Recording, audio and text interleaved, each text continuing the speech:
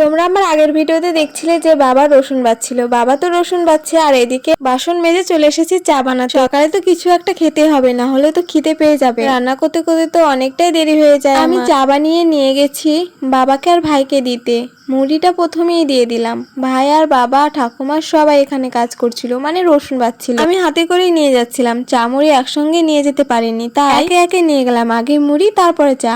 বাবাকে চা দিয়ে ভাইকে চা দিতে গেছি, ভাই বললো খাবো না। এতবার বললাম যে খা খা, কিন্তু খেলোই না। ঠাম্মাকে আর আমার পুচকে বোনকে বললাম ঘরে চল, তোরা ঘরে খাবি, এখানে খেতে হবে না। ভাইকে আর বাবাকে মুড়ি দিয়ে চা খেতে দিয়েছি, আর বোনকে আর ঠাম্মাকে রুটি দিয়ে, তাও আবার 2 পদে। সবাই মিলে চা খেয়ে চলে এসেছি রান্নাঘরে রান্না করতে। কুমড়োতে দেখছি অনেক দানা, তাই দানাগুলোকে কুমড়োর থেকে ছাড়িয়ে নিয়ে রেখে দিলাম, কারণ এই কুমড়োর দানাগুলো আমরা লাগাতে পারবো। শাক তো খেতে পারবো, কুমড়ো হোক বা না হোক। কুমড়ো কেটে এখন আলু কাটতে বসে গেছি। তারপর পুঁই শাক দিয়ে, আলু দিয়ে আর কুমড়ো দিয়ে আজকে নিরামিষ রান্না করব, কারণ আজ শনিবার আমাদের। তাছাড়াও বাবা বলেছে লাস্টের এই কয়দিন নিরামিষই খাবে। আমি কাটাকুটি করে ধুয়ে সমস্ত কিছু গুছিয়ে নিয়েছি, এখন আমার রান্না করার পালা। তোমরা আজ কি দিয়ে ভাত খেয়েছো অবশ্যই কমেন্টে জানিও।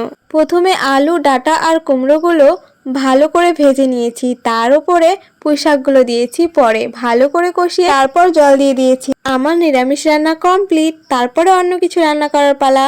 তারপর দিয়ে দিয়েছি কুমড়ো, পিস পিস করে কেটেছি কুমড়োগুলো ভাজার জন্য। তারপর কড়াইতে দিয়ে দিয়েছি পুঁই শাক ভাজার জন্য। একটা কড়াইতে সেদ্ধ করতে দিয়ে দিয়েছি। এখন দেখছি আমার ভাতও হয়ে গেছে।